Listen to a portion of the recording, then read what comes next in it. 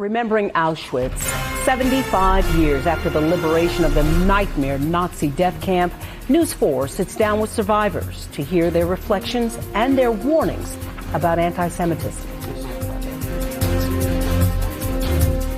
The world is marking 75 years since the liberation of the victims trapped inside the Nazi death camp known as Auschwitz. Auschwitz is the site of the largest mass murder the world has ever seen.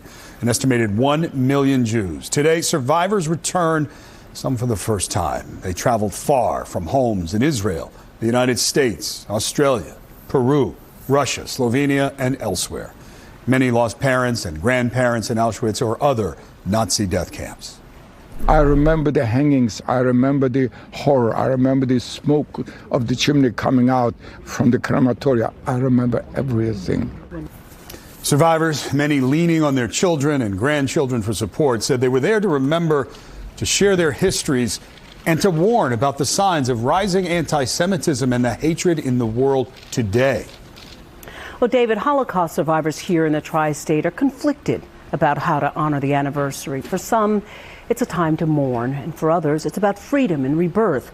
But as Adam Cooperstein learned, they do agree universally on one thing: the urgency to share their memories.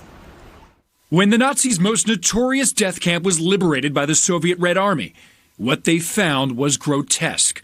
Bodies piled high in mass graves. And yet for survivors of Auschwitz, like Albert Kimmelstein from the Bronx, January 27, 1945, represents a rebirth. My husband observed that as his birthday.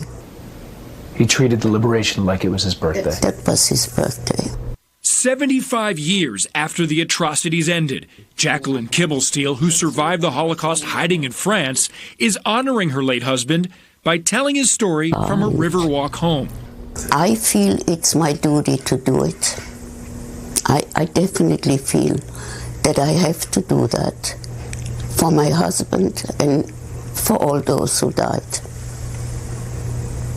I don't want it to be forgotten. Albert passed away 4 years ago. The tattoo on his arm faded over time. And with the youngest Holocaust survivors now in their 80s and 90s, their numbers are shrinking by the day. The cries, I can hear them, the cries and the pleading. Ray Kaner is 93, but the nightmares of Auschwitz never go away. Ray remembers as a teenager watching children pulled from their parents and gassed to death. More than 1 million people were killed at Auschwitz, mostly Jews. Many of the bodies burned. While we were there, we didn't know what these chimneys, what's going on with the flames and smoke. We didn't realize these are the people burning that we came with. If I would have a pill or something, because we were speaking about this, I would have committed suicide. Instead, Ray and so many survivors have gone back to Auschwitz. In the winter, we had wooden shoes. And spent hours at the Auschwitz exhibit at the Museum of Jewish Heritage in Manhattan. It hurts me to go back and see all these people, how they died and what they did to us. But these living witnesses are compelled to share their stories. I had relatives that I never met. So their painful memories outlive them. And maybe these people that listen to it will remember.